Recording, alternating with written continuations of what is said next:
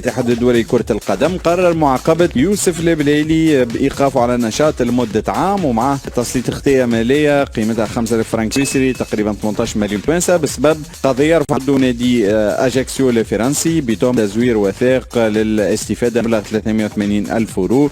ذكر أنه يوسف البليلي لعب مع أجاكسيو موسم 2022 وقرر العقوبة هذا الصادر عن الاتحاد الدولي لكرة القدم. هو انت لاعب دولي، انت عندك اسم، عندك معجبين، انت قدوة للأطفال، يجب أن تكون أنت دائما صاحب اليد العليا وتكون صاحب التصرف الأمثل وتكون صاحب العقل السليم.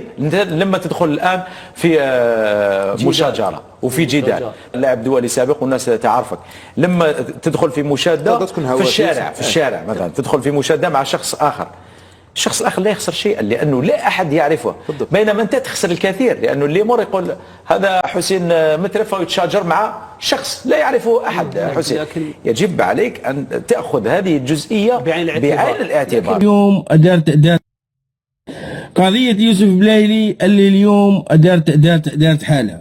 قضية يوسف البليلي اللي اليوم شدوه في المطار ديال شارل دوغول في فرنسا. علاش؟ لانه ناض شي جار ديالو في المطار. راك تعرفوا يوسف بلايلي ديما يدير المشاكل وابري يولي المظلوميه، لانه هذا هو الكاركتير.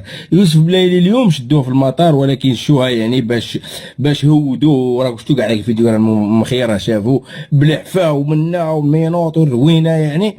علاش؟ لانه مجدق مع الموظفه، وديما هكا كاركتير ديال يوسف بلايلي، لانه لو كان عنده كاركتير ديالو حاكمه لو كان راه نجم يعني في الكره الافريقيه وكلشي، ولكن العقل الخاوي ها هو كان في ميريكان بقى يحوس تمايا ابري جاي باش يدير لولدو السمطات دق هو مع الموظفه وممكن كاع سبهم. تعرفوا العقليه الكاركتير كي داير ديالو، وتوجور في هذه المشاكل. توجور يوسف بلايلي عنده مشكله. لا شوف، ما كانش شهر اللي ما يخرج فيه بروبليم. اليوم دار مشكله كبيره، تشد في المطار شوها هودوه جرجر ما جرجر بالعفاه بالروينه يعني. غاديك الشوها بركات يعني سالات الحفله. تسنى الناس تدخل، وواحد يقول لك، واحد صاحبي قال لهم علاش صوروه وعلاش باينه يصوروا. كارثه. المهم قضيه يوسف بلايلي المخير يعرفوا راه ملي بدا في المسيره الكرويه ديالو هو هكا داير، بلا ماشي دوك غادي يوسف بلايلي غادي يتعدل في العقليه ديالو. طاح في الناس ديال القانون، طاح في الناس ديال القانون ما يرحموش، شدوه داروا مع القانون، طبقوا مع القانون. ابري موراها غادي تجي المسطره القانونيه والمحاكم والروينه. المهم يدبر راسو، الله يسهل عليه. الله يسهل عليه كما قالوا الاخر. اليوم بقيت اليوم كاين الخبر الاخر ديال حمد الله غادي يلعب مع الهلال السعودي. تشوف تبارك الله ما شاء الله يعني. السيد كان مريح في ميريكان، حواس ناشط ميريكان، ناض عيطوا له اليوم راه غادي يلعب مع الهلال السعودي ضد فلومينينزي، وموراها يمشيو الناس هنا، موراها النهائي ان شاء الله وبالتوفيق لحمد الله والبونو. يعني تخيل انت تكون غير مريح تعيطوك في التليفون ويقول لك روح تلعب كره كي هذا هو كيما نقولوا الزهر ما شاء الله يعني.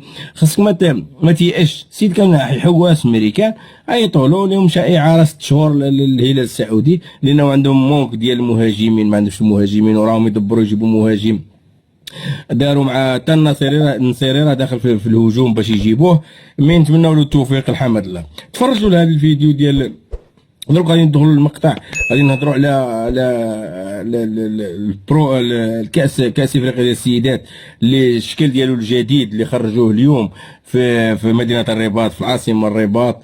وراكم عارفين بالجليش بهذاك الشيء، والعاصمه الرباط ما شاء الله، وهذيك الصومعه ديال حسان وهذيك الدنيا يعني الدنيا ما شاء الله. وتجي واحد اللعابه عندنا مسكينه قالت لك غادي يلعبوا نمشيو نلعبوا بواحد البلد اخر.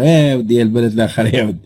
راه هو اليوم راه السيد ديال لاكاف كلشي دايره، كاع عارفين المغرب اللي غادي ينظم كاس افريقيا، وغادي تجيو للمغرب غادي تشوفوا التنظيم ديال كاس افريقيا غادي يكون في المغرب. المهم درت لكم هنايا لكم شي تصاور هنا عاود هما معاهم لحقتكم التصاور ديال التقديم ديال الشكل الجديد ديال كاس افريقيا مع بزاف لاعبين من المنتخبات الافارقه تقريبا، غير احنا اللي ما كاينينش. راك عارف هذا غدوه ممكن يدخلوا للمطار محمد الخامس، يدخلوا لمدينه الدار البيضاء، غدوه يكونوا تما.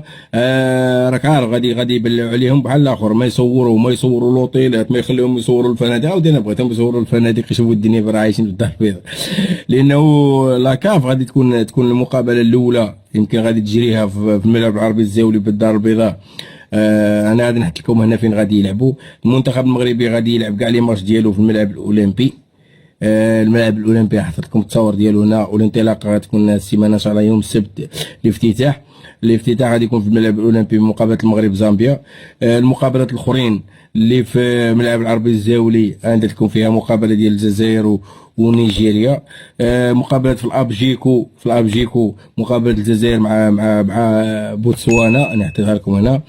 كاين مقابلات كاين اللي غيتلعبوا في الملعب البشير، وكاين مقابلات اخرين اللي غيتلعبوا في مدينه وجده ديال جنوب افريقيا والمجموعه وغانا، يعني حتى هذيك مجموعه قويه يعني غادي تلعب في مدينه وجده، يعني حطيتها لكم هنا. كاين واحد 3 ديال لي ماتش غادي يتلعبوا في مدينه بركان، من بينهم تاي غانا غتلعب في مدينه بركان.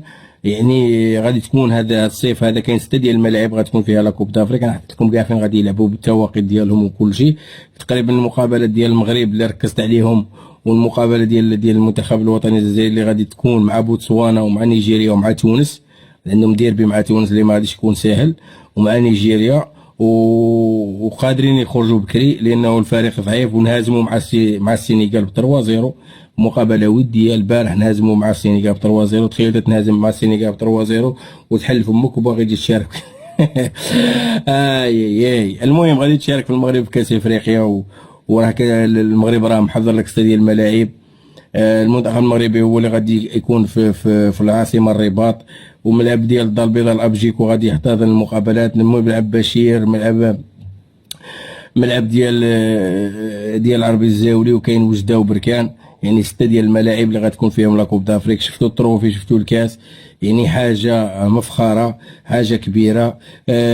كاين واحد الموضوع اللي راه داير بزاف وبغيت نهضر عليه، ولكن مع احتراماتي للمصريين، مرض مساكين، مع احتراماتي للعصام الحضاري، يقارن راسو مع بونو، وعيب. ولا يدخل بونو مع الشناوي، عيب دخل بونو مع الشناوي. بونو هارب على الشناوي ب 200,000 عام. حسين مترف يتشاجر مع شخص لا يعرفه أحد. حسين، يجب عليك أن تأخذ هذه الجزئية بعين الاعتبار. وجه رئيس الاتحاد الدولي لكرة القدم جياني أنفانتينيو رسالة شكر وتقدير خاص إلى المدرب وليد الركراكي.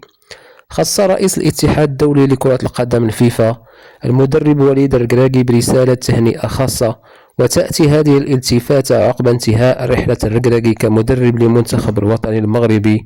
ونشر إنفانتينو رسالة عبر حسابه الرسمي على منصة انستغرام، وأشاد رئيس الفيفا بالمسيرة المميزة التي بصم عليها الناخب الوطني السابق، ونوه بالعمل الجاد والمجهودات الكبيرة التي قدمها الركراكي للكرة المغربية، وتضمنت رسالة تقديرا عالية للإنجازات التاريخية التي تحققت تحت قيادته التقنية. واعتبر أنفانتينو أن الركراكي قاد الأسود الأطلس بتميز لافت طوال الفترة إشرافه على المنتخب الوطني المغربي. لا تنسوا أصدقائي الضغط على زر لايك باش يوصل هذا الفيديو هذا لكاع الناس المهتمة بالرياضة.